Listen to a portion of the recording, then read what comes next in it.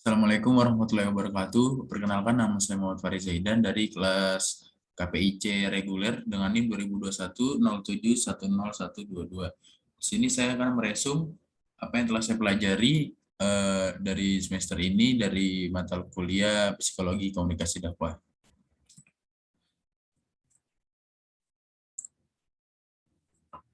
Nah, yang pertama ini yaitu tentang teori tentang komunikator, yaitu mempelajari tentang individu bertindak sebagai komunikator dalam proses komunikasi. Nah, teori ini berasal dari tradisi psikologi sosial yang memandang karakter atau sifat individu sebagai faktor yang penting dalam menentukan perilaku komunikasinya.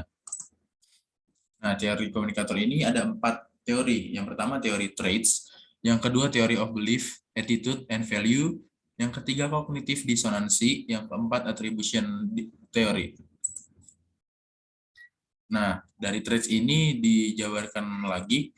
Yang pertama yaitu conversational narcissism, yaitu kecenderungan cinta pada diri sendiri.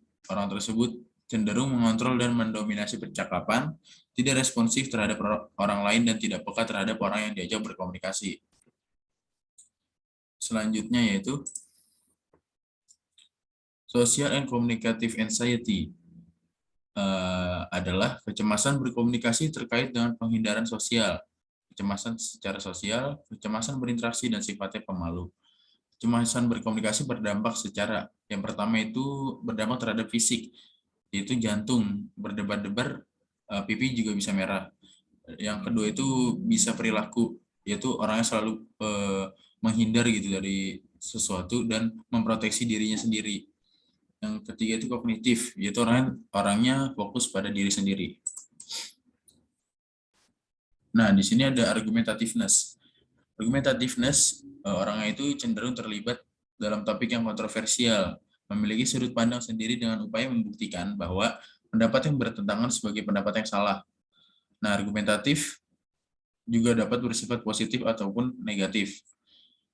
Argumentatif juga dapat meningkatkan kredibilitas, mengarahkan orang lain melihat dari sudut pandang yang berbeda. Nah, dari trait ini ada faktor modelnya. Yang pertama, neuroticism, kecenderungan merasakan emosi yang negatif. Yang kedua, extraversion, kecenderungan suka berkelompok, asertif, dan berpikir optimis. Yang ketiga, openness, itu cenderung reflektif dan imajinatif.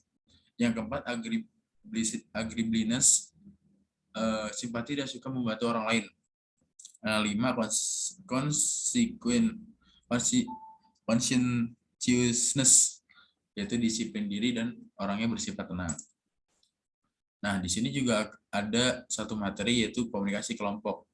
Apa itu kelompok? Kelompok itu sekumpulan orang yang mempunyai tujuan bersama, seperti rapat dengan orang itu. Itu adalah contoh dari kelompok. Nah, komunikasi kelompok, naluri manusia untuk selalu hidup bersama dengan orang lain. Nah, itu juga bisa disebut dengan gregariousness.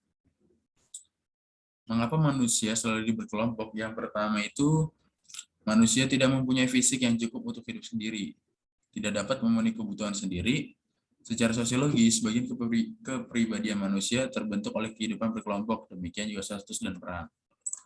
Nah, pembentukan kelompok ini ada 2. Yang pertama teori Popinquity kedekatan, dan yang kedua, seseorang berhubungan dengan orang lain disebabkan karena adanya berdekatan ruang dan lingkungan. Dan selanjutnya yaitu ada teori keseimbangan, yaitu seseorang tertarik kepada yang lain untuk membentuk kelompok karena didasarkan pada kesamaan sikap atau hobi dalam menanggapi suatu tujuan yang relevan satu sama lain. Nah, masalah utama dalam dinamika kelompok itu juga ada 4. Yang pertama, kepemimpinan. Yang kedua, pengambilan keputusan dan pemecahan masalah atau decision making. Yang ketiga, komunikasi. Yang keempat, konflik. Sekian resum materi dari saya, kurang lebih yang mohon maaf. Assalamualaikum warahmatullahi wabarakatuh.